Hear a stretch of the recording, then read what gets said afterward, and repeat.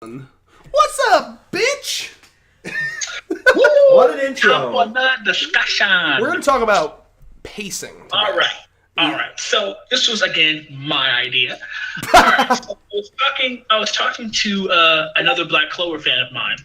Another Black Clover, buddy of mine. I asked him a simple question. I asked him what was his current thoughts on the pacing of this current arc that's ongoing now.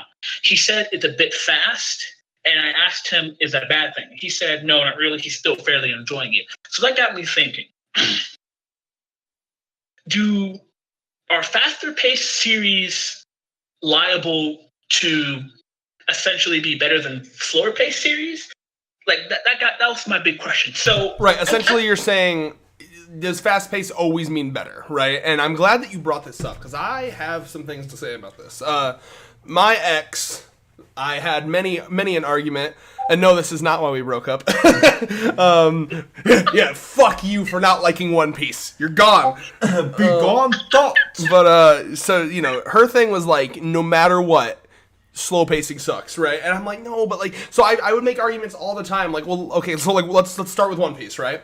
I like the slow pacing in One Piece because it allows the creator to do something that you don't see in a lot of, like let's say you go to a movie, right? You go to a movie in a theater, and they have to cram in, like, the start of the problem happening, and the solution of the problem, and potentially a love story, all in like 2 hours. Mm-hmm. And it just feels so fake and forced. And that's because I'm used to long-running series that pace things out naturally and slowly. Mm-hmm. So with One Piece, nothing is told to you. It's all shown, not told, right? So I've read a lot of series where they want to do something fast and they have to tell you shit. So it'll be like, these guys are friends, and we're going to tell you that they're friends, or we're going to have scenes where they talk about being friends. Like, oh, we've been friends since blankety blank. Yeah, we have. We're such good friends, but they never show you that they're friends. Or even in the Promised Neverland where they're showing like restating of the goals, like at every meeting during the Goldie Pond arc, stuff like that. Like, but my main point with One Piece, though, is that, like, One Piece, one of the most slowest paced series that I've ever read, but it's in a good way, because you see every little chunk of their friendship. You see it all play out. You see in between the arcs where they're going to a different island and they're able to talk and just have fun and chill. And then when you have moments like when Usopp was gonna leave the crew, that was sad because they didn't just have to tell you that they had been friends for a long time. You felt the length of their friendship. Because of how long the series is, you felt that. Same thing now when Sanji, this recent arc, when Sanji left, that was the same thing. You feel how long they've been together. You feel how much they've been together because you're not told what they've been through. You've seen it and you've been there for the 20 goddamn years that they've been there. Our time. And but yeah, and it's the same thing. And I've recently been getting into JoJo's Bizarre Adventure, and that is another series that does slow pacing phenomenally. Because except for the first season. Well, but that wasn't even slowly paced. It was short. He just sucked. Yeah. He hadn't gotten into his thing yet. But so like I'm in part 4 right now, right? Basically, nothing crazy important to the main plot happens until like halfway through the season. Right. They're just in the town fucking around. There's an episode where they go to, and Thurman, tell me if you remember this episode, where they go to the Italian restaurant. Do you remember that one? Yeah, oh Bro, my god. I love that episode. The whole time they think something bad's gonna happen, but it's not. And then that becomes part of the world. Like, that's a stand user, and we can go to him for help. Like, there was that episode where the yandere chick that was in love with the short guy, she wanted to, she wanted to, like, she walked into this salon that was like, put on makeup and it'll help you get in love with him, right? And that character became important when they fought Kira, because Kira went to that character's shop and got his face changed so that he could blend back into society. And so what at the time may have seemed like a filler episode or to people became important to the plot. Not only does it add world building, it adds more little character traits.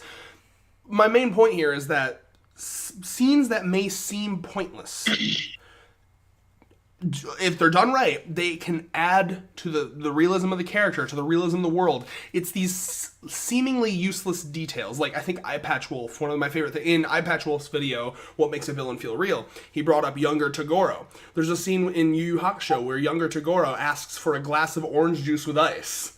And it seems like such a useless detail, but it makes him interesting. It's like, oh, this big tough guy that you would assume would drink alcohol, he just wants a glass of orange juice. And so that's where I like slow pacing. Now, of course, there's bad examples of slow pacing, but I'll get to that. I'll let these guys have their say here. So my David hasn't said anything yet. Thurman, David's turn.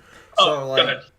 Like, with my thing with, like, the slow pacing is, like, even Bleach for some points where they had their, like, crazy bullshit, you know, but when they slowed it down, they gave a little bit of a chance till the final stretch there for them to, you know, build up, you know, seemingly pointless, you know, character developments for that portion, but it all came for the most part together. Like the Visors, for example, was a super, you know, mix match paced arc. Like there was parts that were super slow, parts that were super fast, and when they sped it up, it started to suck. But that was more towards like, oh, we need to, you know, wrap this up. We need to wrap this up. But while he was taking it slow, you were getting so much out of that fucking arc that you would think would just be throwaway. Like, it's remarkable to see, like, this argument come up, you know, so much. Like, I hate how slow this is. I hate how fast this is. There's never a middle ground. Like, if it's done well. Yeah, and so if we're talking about examples of, like, bad examples of slow pacing, like, let's jump over to the Naruto anime. Because, like, there is... Here's the thing, like, if it's written intentionally to be paced slowly, so, like, Luffy's adventure, like, you know, like, let's compare, right? So, like, if Wano was gonna be paced fast, it would be Luffy comes into Wano, immediately there's Kaido, and then they're like, oh my god, they're fighting, right? But, like, Oda's gonna intentionally do it slow, where he adventures around in Wano for a bit, meets some people, does this, does that, right? That's the kind of good slow pacing. It's written intentionally that way. But then you have slow pacing where the mangaka didn't intend it that way, and you have the animators slowing down the pacing artificially by, like, basically making... Like, for example, a scene that may have taken, like, one little corner panel of the manga, they're gonna make it like a long, drawn-out pan shot, you know what I mean? That's the kind of pacing that it's artificially slowed down. It's like you took your YouTube video and put it down to 50%. Thurman, could you please silence your Discord notifications? Is that you or... That's him. Yeah, could you silence those for a second? They are coming through on the video. I didn't know those are coming through. Yes, they are. Could you do not disturb? Here's another one, for example. Like, it's also... how do I cut these things? Can you... are you on desktop? We'll edit this out. Yeah. Desktop. Yeah. Go down to your profile picture, click, and then go to red. Okay. That's what I say. They were all throughout the anime awards video, and I was really concerned about. I thought it was David at first, actually. So yeah, when we're filming, can you please be on that, because it's really distracting. Oh, I had no idea that they were even in the video. Yeah, they're constant too. It's like All right, and 3, 2, 1. Could you get the time? Just write the timestamp down. Oh yeah. 8. I'm trying to remember what I was saying. But yeah, so as you're writing that timestamp down, so that's my main difference, right? So, like, if it's written intentionally to, like, give you more time with the characters, because I quite like slice of life aspects of things as well. That's what I love. I think JoJo takes the perfect mix of, like, slice of life and life or death drama. And so if it's written intentionally to be slow paced, I like it. But if it's slow paced artificially, then it's bad. Oh, okay, but here's where you and I differ on that. Like, okay. You were talking about, like, the where the Toei talks directly to, like, Oda for, like, the One Piece anime. Yes, anyway, go ahead. I'm serious. Yeah, so, like, it's still bad anime. Like, I'm not defending it. No, I'm not defending it either. But, like, those throwaway panels, like, in the background, like, oh, there's that fodder bell. They take the time to animate that to give a full story. So that artificial lengthening I can respect. Yeah, so, like, it depends on how they do it. I've seen it done well, where like, okay, here's like a side panel where Luffy's fighting fodder, and in the manga it's just like he's fighting fodder. You've seen it a million times. In the anime, they decide to make it if they actually put effort into it, right? I've seen it where here's the difference. I've seen those little fodder fights be extended, and it's like shittily animated, and it's just clearly padding for time. And I've also seen it where they put really a lot of effort into it. So if they're putting like the one I showed you in Whole Cake, if they put effort into it, I'm totally fine with that. In fact, my favorite type of filler is fight extensions. Mm-hmm. So one of my favorite examples of this is in the Bleach anime, the Ukiura versus Full Hollow Ichigo mode. That fight's about twice as long as in the manga. Yeah, in the manga, that fight is literally, he goes Full Hollow, he throws Lanza del Rapago, and then he speed blitzes. He goes to throw Lanza del Rapago, he misses, and then he goes through another one. Ichigo, Full Hollow Ichigo speed blitzes, grabs the thing, cuts him down. That's the whole interaction that Full Hollow Ichigo has with Ukiura. Anime's like, let's fucking make this a fight, and that was a lot more epic. So like, if they actually, like 6 panels in the manga. It was pretty short, but I mean, to be fair, it was supposed to be. It was kind of supposed to be like how overwhelmingly powerful it is. But I think they kept that pretty well. They kept that really well. While still making it a fight. Yeah. The big thing is if its effort is put into it, right? It's if it's artificially or intentional, because if you artificially slow down the pace, then it's obviously going to be shitty, and if it's not, then yeah. So Thurman, what's your thoughts on this? So the main reason why I actually wanted to kind of talk about this is because I'm going to be representing Black Clover a lot, because that's where I got it, but I won't be using it as a random source. Like, there are 2 series that I'm reading right now that are extremely fast paced, and that's Black Clover and Fire Force, and it got me thinking, like, what's like comparing those series to series like One Piece and like even My Hero Academia that kind of takes their series slow. It got me curious, like, what's the difference? Like, what's truly like, because there's no essential quality between a slow paced series and a fast paced series.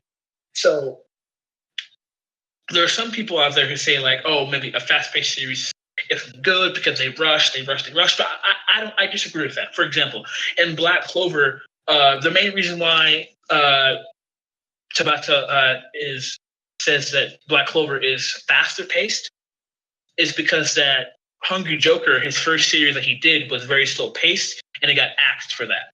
Like, if you guys read Hungry Joker, the series was extremely slow, like One Piece level of slow, and he felt like that's the main reason why his series got axed, because it was too slow, and the almighty. Well, a lot of what I read about is a lot of mangaka now. What they'll do is they'll make their first arc fast paced, and then once they're at a place where they're like actually have some popularity, then they'll slow it down. Like you saw that with My Hero Academia. With My Hero Academia, once Horikoshi was in a place where he felt like he could slow it down, then he did. Like with this recent arc, it was literally just a culture festival and a lot of people still fuck them for saying this. A lot of people don't like that arc because they think it's pointless, but Gentle is one of the best villains in that fucking series. I'm telling you, like, I loved him. He was really interesting and unique and nuanced, and that was a slower paced arc. Now, something else I wanted to bring up to you, Thurman. A lot of people are picking up on this. Have you noticed how fast paced the beginning of Wano has been? It's been very fast paced. Yeah. Like literally, like, I want you to think back to how long this kind of shit normally takes. I believe Wano's been going on for 3 or 4 chapters now, and in that time, they washed up there. We got the Ace flashback. We already meet Hawkins, and he's already reunited with Zoro. Like, shit just seems to be happening crazy fast. And even King of Lightning was even making a joke, like, what did he fucking teleport? Does Hawkins have the Pika Pika no Mi now? But like, the point being, it almost seems like there's 2 theories that I have with that. I'm wondering if one, Oda is like, I doubt he's being forced to rush. So what I'm thinking is Wano is just going to have so much shit in it that he's trying to, like, kickstart it to make it, like, a lot of shit go faster, because I think he knows how long Wano's going to be. Yeah. But yeah, I mean, that's the... I gotta do... That's the main thing about... Well, I guess my main thing was, in this video, since we're talking about pacing, what was your thoughts on the fact that, like, Oda seems to, like, be switching it up there? And like... since we're talking about how a series changes through having fast pacing and slow pacing, since, I mean, we kind of have a good example recently where Oda's like switched up his pacing, even in the Reverie, like just bang, bang, bang. What do you think about his style and how he like shifts it from like slow pacing and fast pacing there? It's very interesting because, I mean, honestly, I don't really have a full opinion on it, just because of the fact that I've noticed just how fast the pacing is, so I'm assuming he's going to slow it down a bit. I feel like Oda always has a reason for how his pacing goes. So I feel like the reason, because I wasn't expecting Wano this soon. I was expecting a few more chapters for the Reverie, then we were already in Wano. So I'm assuming the way it's going to happen is he's going to have something big. But that's really the only thing like I could say about that, because right now I feel like we're going to get some more fast-paced stuff for like the next few chapters. I feel like it's going to take a while for us to slow down a bit, which is fine. Right. But, so yeah, let's not. Well, we won't talk too much specifics about One Piece since this is supposed to be like a general broad. But like any other comments about like fast pacing, slow pacing in series as a whole? Because me personally, it doesn't really matter. I can, for some reason, speed here. I can tell when a series is going fast paced and slow paced. Like Black Clover, man, is very, very, very fast paced. Like if you binge through the series, Dave, you can attest to this. The series is extremely fast. It's like arc after arc. Yeah, it's definitely it's very, very fast, and I don't know how to feel about it in general, because there's points where it can kind of suffer. There's points where it can kind of pick up really well and handle the pacing, and then there's parts where I'm like, what the fuck's even happening here? So like, it's definitely more now later in the series. It's kind of his stride. So, and it feels odd talking about Black Clover, but like it's kind of found a stride recently. So like I can respect that. Like it took time, and like Naruto even, it was hit or miss with his pacing. Oh God, the war arc. There's a good example of bad pacing, right? Thurman, did you read the Naruto manga at all, or were you all anime? I was all anime. You sat through all those fillers? I never even finished it. I finished part 1 Naruto, but I couldn't even bother with Oh, okay. Well, the beginning of the final war arc was like atrociously. Like, here's a good example of like of bad pacing, right? Like, I think Kishimoto in that arc wanted to give more development to the minor characters, but the problem was up until that point, he had given almost nothing to these characters, so that when they showed up and he was devoting like 2-3 volumes, I'm talking like 30-40 chapters of just fights with people that we've never seen before.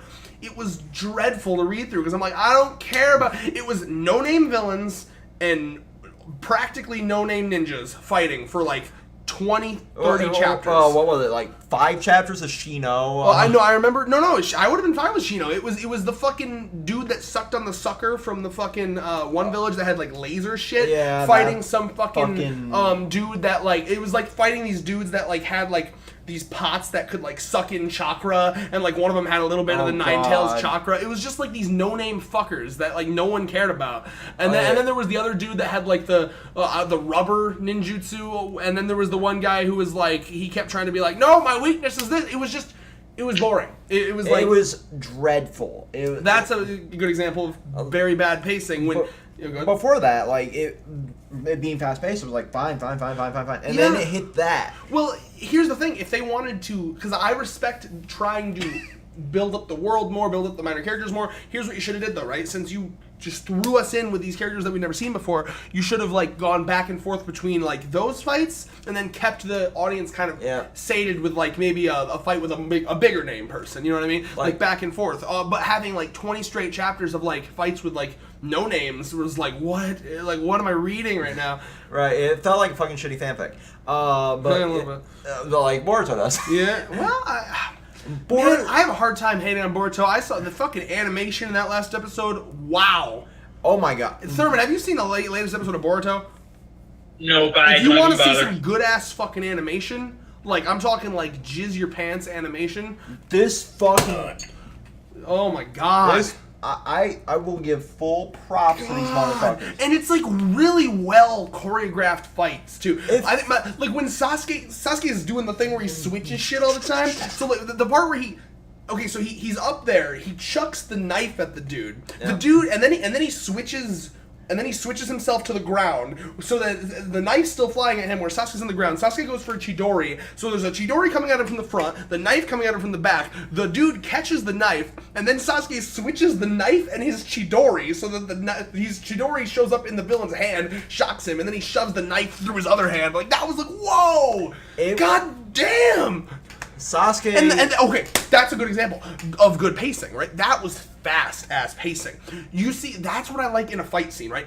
Here's where I want slow pacing when it's character development, character drama, and I want fast pacing during fights. So, like, if you watch that... Now I know where all the budget from the Black Clover animation went. Yeah. If you watch that fight, right? If you watch that fight, you will see that like, how many anime have you seen, Thurman, where it's like they're fighting and then they stop for like a minute to talk and it's just like no animation happening and then it goes back to a little bit of animation. It's just like, I hate anime where the fights are like one big clash and then they talk for a while and then one big you know what I mean? But this one was like the whole episode was just fighting, barely any talking, and it was just so well paced. It didn't treat you like an idiot. Like it was very early Ruby in the fact that like it's like, yeah, you might not be able to keep up with this. You might have to rewatch it a couple times. I rewatched that video like 5 times on Facebook. They're like, yeah, we don't we don't give a fuck. They didn't dumb it down for people because there was actually moments in that fight where I'm like, I don't even know what happened there. I have to rewind that and watch that again. Yep. And I like that with a fight. That's what I used to love about Ruby. I used to have to rewatch Ruby episodes like 5 times to understand what happened in the fights because they were so fast. So fighting should be fast-paced. Character drama should be slow-paced. That's my final take on it, on pacing. Okay, so I agree with you on one hand there, and then I also do love the strategic, like, more well thought out, more well planned battles than like Hunter x Hunter shit like that. Well, yeah, no. So I don't mean that like they should rush through a fight either. Like if it's like a fight where they're like JoJo stand battles are a good example too. But like what I'm saying is like it shouldn't. There is certainly a fine line. I'm just saying it shouldn't be like one of those things where it's like not, one clash they talk for 5 minutes, another clash. It's not fucking a minute of fighting, 5 minutes of exposition of like, this is my plan and this is there should be stuff always happening. They shouldn't just be standing still talking. It's almost like animators and storytellers in general. Like you can't talk and run at the same fucking time. Well, yeah, that's what's great. So like, I'm thinking of so I'm thinking when I'm so bad with names, but the short dude from Part 4 JoJo, Thurman, you just said the name earlier. Koichi. Yeah, so when he's running away from Kira's little tank thing, the part of his stand that Heat seeks, right? Like. He's thinking about strategy, but while he's thinking, he's running around, he's scrambling, he's dodging the thing. Exactly. And then, and he's like turning on ovens because he knows it seeks heat, so he's like turning on ovens and turning on light bulbs and shit while he's thinking. That's what I mean, right? So like during a fight, things should always be moving. That should be the time where it's like shit's moving, shit's dynamic. Yeah. And like Miram Natero fight, perfect example. Like, yep, because they're thinking while shit's happening. Like you see them moving and like they're also talking while they're moving as well. Well, they're more thinking in their heads. And that's actually something that's great about Hunter x Hunter. You don't have a lot of dialogue being exchanged back and forth through fights. I think Togashi did a really good job at like realistically portraying. So like during the castle invasion, they're trying to stealthily get into this castle and like do a job, right? So it'd be really stupid if there was a lot of conversations back and forth. Oh yeah. So what Togashi does is he has a narrator take over. So there's almost no dialogue in that entire arc.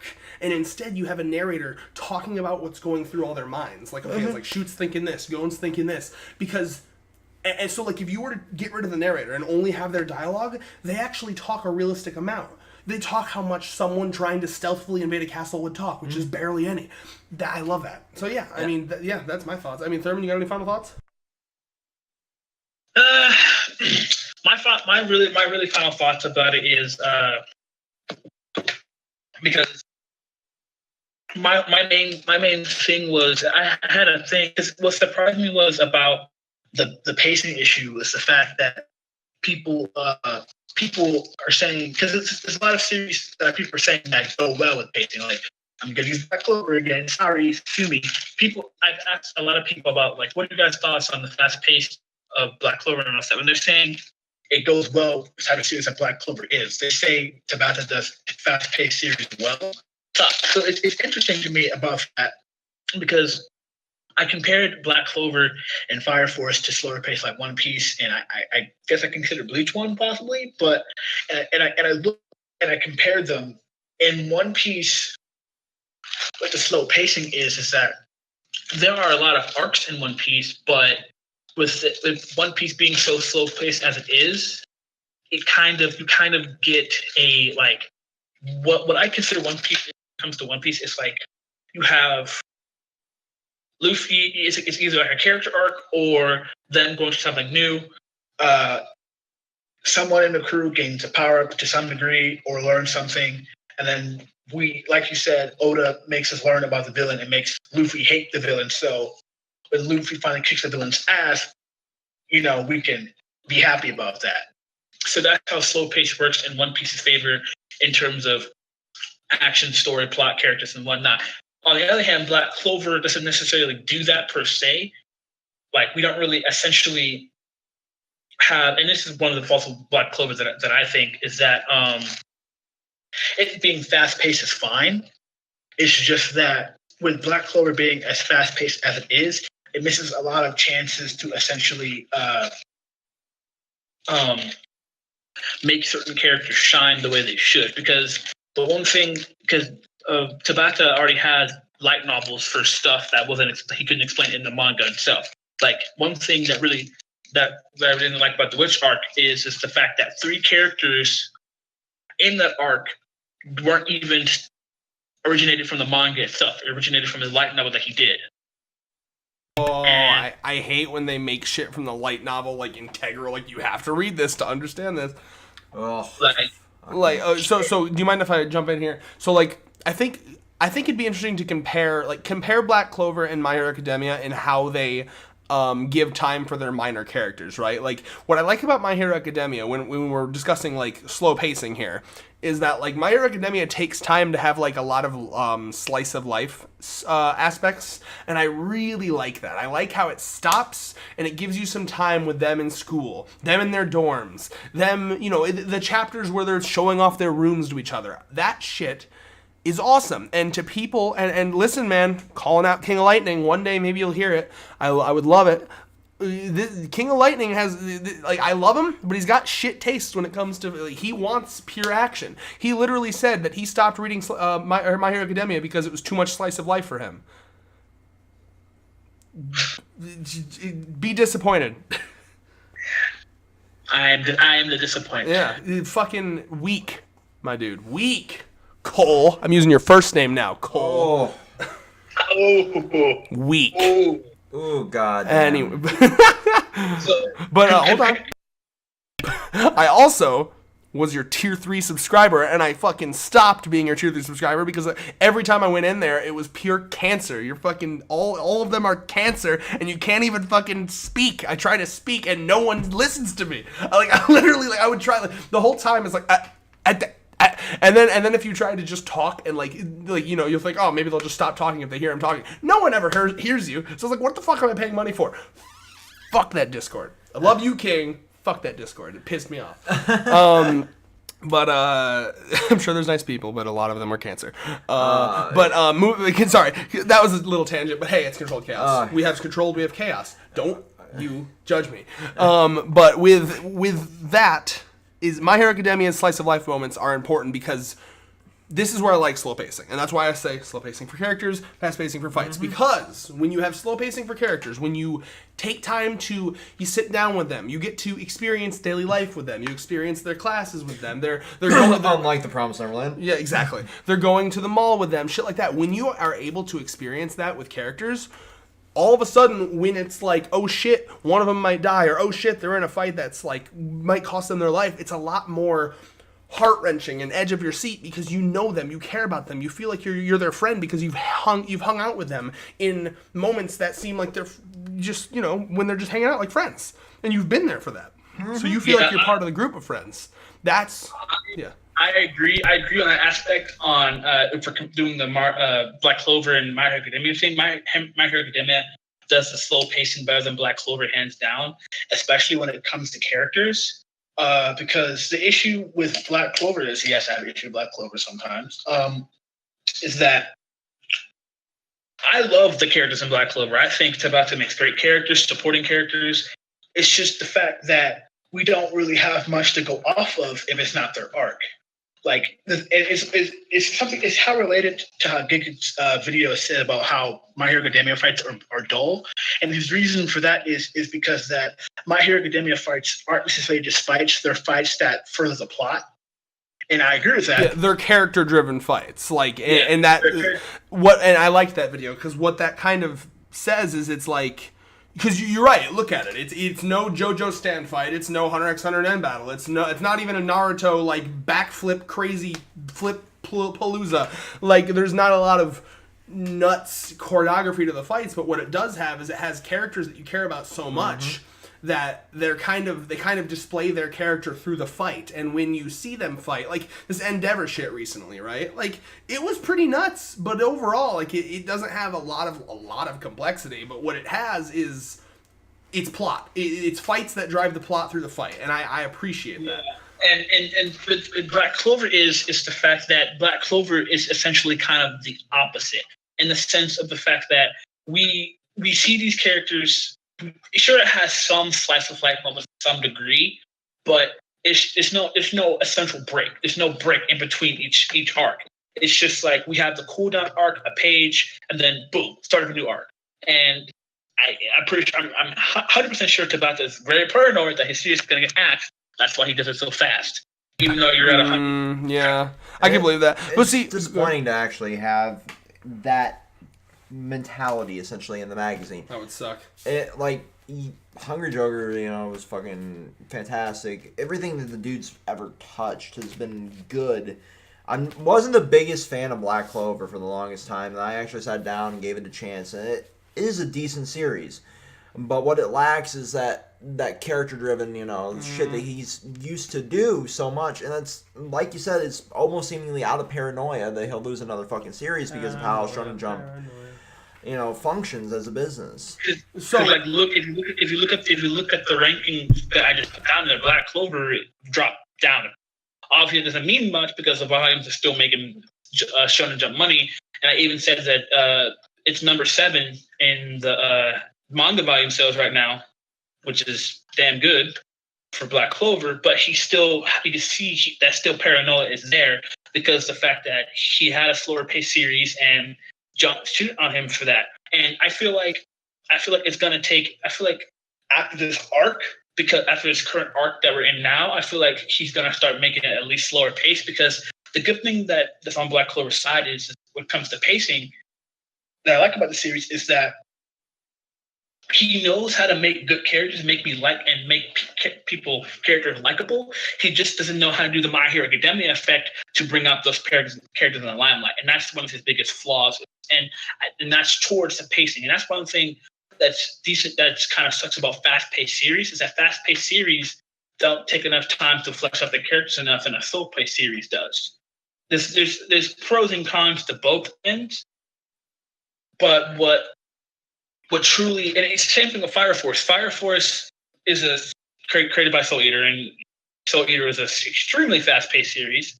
So essentially, what it is the fact that these manga who very fast-paced. Some of them are good, great. Some of them are bad. But the overall point of a fast-paced series is to get this done as quickly as possible. And yeah, that's great. Some can do it, some can't. But the overall issue is that sometimes in a fast-paced series, you can't really like certain characters because there's nothing towards them. You want to know more about the character. You want to know more. Their food is, their backstory, how they got this far, why the personality is like that. And when it comes to Black Clover is we only see that when it's their arc. Kind of like how One Piece does it, but One Piece does it better. And then yeah. So like what I wanted to bring up was like, so I think that the final thought here is that there really is no answer. There's not one that's better than the other. It's just like how good the author is. What I think authors are good at, one or the other, right? So like I think a good example of a really well done, fast paced series is Full Metal Alchemist. I'm hoping you've read or watched that, Thurman. Yeah. Yeah, so like when that was like a really good fast-paced series. Like that almost every arc in Fullmetal Alchemist was there. It wasn't there to stall for time. It was there for the end goal of the series. It was bam bam bam and it never felt too fast and it certainly never felt slow. But it was still able to like develop the characters and shit. And I think what's interesting is you see this, and this is why I think that Promised Neverland should have gone down a similar path. There's not a lot of characters in Fullmetal Alchemist. Like there's the ones that they introduce are always developed. I can't think of like an underdeveloped character. You know what I mean? Like there's really not too many like side characters that weren't developed, and I think that's because there wasn't a lot of them. And every single time the author introduced a character, they felt unique, and you could tell, like, oh, that's them. You know what I mean? Now, on the flip side, what's interesting is, and I'll say this, and then when I'm done, I'm sure you have something to say here. With Promised Neverland, what's interesting is that, like, this final arc, it felt slow paced, but I have a theory that if he had taken the time before the arc to be slow paced in a good way and developed the characters, that the exact same arc would have felt fast-paced because we wouldn't have been dreading it. If these were done with characters that we cared about, it probably wouldn't have felt as slow. It probably would have, and all it would have taken is him to maybe develop, maybe like just set aside 10 or so. I think it actually is a him. I finally, because like I looked him up on the thing, and they use the him pronoun. Okay. But now the artist, I'm not too sure. But either way, I think that if he would have just set aside some time to develop these characters, so I'll just say this. There was a thing on the Promised Neverland Reddit where they were like, if this series, they should have done a thing where it was like, before Emma even got there, it should have like flashed over to Goldie Pond, and we should have like watched a couple days in the days of their life and got to know the characters before Emma even got there. That was great. Right? Like, can you imagine if it just flashes over and we think that this is the new arc? Like, ooh, do we have like new characters? Is this what the series is going to be? Like a bunch of different escapes, and then they come together. But then it's a twist where Emma actually goes there. Like that. Take 10 chapters, do that. That arc would have been a million times better. That's how pacing can affect it, man. Like it's what you do with the time and how you time it out. And yeah, so I guess final thoughts here from David, and then we should wrap this up. So, harkening back to your wonderful little tangent there about Promised Neverland, like that's a series that doesn't know what the fuck it wants to do with its pacing. Yep. Like, and that's what's really for real. Yeah, because like even because I'm sorry, but you're making me passionate now. Like you have like the first arc that was like all this long drawn out, well paced planning of the escape, and then the escape's fucking 2 chapters. Right. So it really doesn't. They're fickle as shit with their pacing. Yeah. So like I hopped on and I edited up some in our Promised Neverland video a few of the comments from that thread, and then I hopped on there and on the right hand side of that screen, like I was responding to comments there, and the amount of defense we got for the pacing and everything else. Well, but that doesn't really have much to do with the pacing itself. That's just people wanting to hold on to it being good. Well, I'm going into that. Like, I even laid out like this plan of like how they could have paced it better. How they could have told that arc, better. Fucking, and you can go to the Reddit thread that Mr. Wash has, on the Promised Neverland Reddit and see my responses there. Like, and then the dude DMs me. Yeah, that was weird. Like they argued for a little bit, and then he DM'd David, and he was like, "Look, you motherfucker, you." It was like a how dare you moment. Well, let's read it exactly. Let's not paraphrase the man.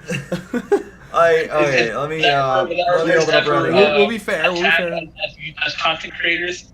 Well, no, I don't even think he knew we were content creators. He was just David was on his personal Reddit. Okay, boom, boom, boom, messages. Like, you're assuming a lot in your comments. Let the writer tell their story. You can't say that you don't have faith in the writer just because you don't like the developments that they wrote into the story. The way the plot unravels in this series is anything but conventional, so I really think it's wrong to see something that... Anything but conventional. That doesn't make sense in the moment and then just write it off as bad writing. let things develop, see where they go, and be open-minded, not rose-colored, just not pessimistic about where the story is going in the least bit. And I just replied with a thumbs up, you do you. Like, at that point... I told David, I was like, David, don't start a fight now. At that point, I was just so fucking done with the dude. Like, if you want to slate an author based on sheer... I can't even really call it nostalgia. That's why I use the term rose-colored glasses. That doesn't know what they want with the pacing, doesn't know what the fuck they want to do with their own story at that point. Like, the dude said that they've had this plan for years. I'm starting to believe that a lot of this, like, we've said in our Promised Neverland discussion, like, I think a lot of this is, like, editor interjection. I think it's Shonen saying stretch it out because it's popular. Right. Because this guy said that he's had this story planned for years and he was hopping from magazine to magazine to see who would take it. So I don't think he doesn't know what he wants to do with it. I think he knows, but they're telling him to stretch it out. Now, just to keep on topic with this video, I'm getting there. Like with the pacing of it, like I was saying, I had given like this, well thought out fucking, how they could have, essentially paced this and told that arc better, and then just the sheer dismissal of that, like it's very odd that you see people that are defending even this. The authors that don't really, or editors, or whoever's controlling the majority of this, that don't know what the fuck they want to do with the pacing. It's essentially the Bleach effect. Well, here's what I'm not sure if this has much to do with the topic of the video, but what I'll say is I know exactly what this is because I've been through it. I've done it. It's when you are very invested in a series or a thing, it's actually it's the exact same effect as when someone donates to like a Kickstarter or buys an early access video game, and it ends up. No Man's Sky. Yeah, and let's say okay, so hold on, please let me finish my point. So they either donate to a Kickstarter, buy an early access. It sucks, and then you get the couple months with people being like, no, it doesn't, guys. There's going to be update. They're dead because they want to validate their purchase, right? So in this case, I believe it's people validating the time that they've put into the series. Right. They desperately don't want it to be bad, so they because humans are very easily can basically rewrite shit in their head. Mm-hmm. You know what I mean? So I think that they're just so normally that's reserved for trauma. Right. Well, they're so invested in the series that they just don't want to admit it's bad. Right. And it'll take a different length of time for. That sounds like Dragon Ball Z fans not admitting that Dragon Ball Super dropped the ball. Mm-hmm. Well, see, and that's another one here. Like and there's so much that we can talk about on this subject. Like, there's people like me that can admit shit suck. Like when you're referring to like early access games, I fucking backed No Man's Sky. I got my copy of the game and I want to fucking kill myself. Like it was so fucking bad. And I'm like, I spent, and I'm not gonna say how much I donated to the Kickstarter. I spent this much money on this pile of dog shit. Fucking in me. Like, and then there's people like. The people that defend Promised Neverlands, shit, that don't want to actually admit, like, it's mispaced, it's, obviously not knowing what it wants to do with itself. And then there's, those that defend even the final arc of Bleach. And that's going to come from every fandom they're going to have. And I've been there. I can't really blame them too bad. I can't either. It just depends on how invested you are in the series. Your brain will do that. I mean, you might have even done it a bit with the Sword Art Online anime for a little bit, I mean... There's not really, like... As somebody that read, because David is faultless and has never made a mistake. Like I'm not faultless, but I did not defend the fucking anime adaptation. Once they shit on the second arc, I'm like, what the fuck? Where's my Kirito Asta sex scene? Well, that was canonically confirmed fan fiction, essentially, and I knew they couldn't fucking actually put that in the series. I'm like, I'm okay with that not being in there. I've still got that chapter. Wait, actual Asta Kirito sex scene in the light novel? He got this fucking fanfic that was written, and he's like, yeah, that's canon. Nice. Oh, God. No, hey, man, I'm okay with it. It's 16.5. Fanfics can fans write better sex scenes than the author themselves, let's be honest. Yeah. But let's fucking bring it back to the topic of this video and end it, because it's getting a little long. Final point for me is... It's a mishmash. It's just, if you're going to do slow pacing, you got to know how you're going to do it. And if you're going to do fast pacing, you got to know how to do it. There's not one that's better than the other. They can both be used effectively. You got JoJo and One Piece on the slow pacing side. You got Full Metal Alchemist and some other one. Even Black Clover on the fast paced side. Yeah, so I mean, and as long as they can do it well. Exactly. Yeah. Yeah, especially if you're doing a sex scene. Hashtag SAO. Great pacing right there. But yeah. Ending it off, David? Like, I agree with you guys. Like, it just depends on, you know, what the series wants to set out to do, like how they want to tell their story, and, you know, my one final, you know, lesson for this video. You know, let's end it on a morals. Don't defend shit. Again, David, it's like, so off topic. No, like, if you can tell that this series' pacing is not fitting what they're trying to do, actually, you know, sit down and think about it. Like, could this be better the other way? Like, and then look into what magazine actually does it. And if it's Kodansha, you can guarantee that it's going to allow the author to do more than what it wants to do. If it's Shonen, like, you know, it's going to be up to the editors. So yeah. But yeah, like, it just really depends on the fucking series, man. Like, One Piece is a perfect example of slow pacing. And, you know, My Hero Academia as well is kind of fitting that now. Yeah, I mean, I like, it's slice of life, you know, too. Like, you can't rush slice of life. Like, that, I am finding myself loving slice of life more and more. Right. I never expected that. And I love it. Like, it's definitely an acquired taste. It's slice of life mixed with, like, I like slice of life where it's like, it feels just enough like our world, but it has, like, some fucking different thing. Yeah, that, like makes it fucking, like Bleach in the beginning. Yeah, it's like a slice of life, but we also fight giant demons with giant swords. It's like, fuck yeah. So, ending this video off. Finally. If you're doing a harem, if you're having a series, if you're making a harem, make sure he's not only fucking massive groups of women, but also fighting demons with large swords. But if you're making a manga, make sure you don't wait 120 chapters to turn it into a battle manga. that unit in the hot springs chapter. You in the hot springs, yeah. Well, that's the thing, man. Never, if you're gonna go long running, you have to keep the character drama in it. It can't just become battles. It can't just become endless battles, because that's the trap with fucking long running. You do all the shit you want to do with your characters in the beginning. Let me finish. You do all the things that you want to do with your characters in the beginning. And then it's like, oh shit, they want me to keep going, but I've done all the character development. Okay, character development stops here, and now they're just tools for battle. Yeah.